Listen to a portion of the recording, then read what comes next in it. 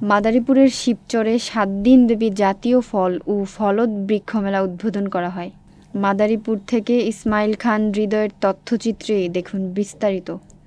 দেশি ফল বেশি খাই, আসুন ফলের গাছ লাগাই।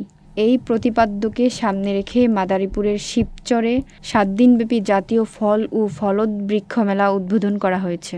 বৃহস্পতিবার বেলা ১১টায় উপজেলা প্রশাসন ও কৃষি সম্প্রসারণ অধিদপ্তরের আয়োজনে উপজেলা পরিষদ চত্বরে সপ্তাহব্যাপী জাতীয় ফল ও ফলদ বৃক্ষমেলা ২০২৫-এর উদ্বোধন করা হয়।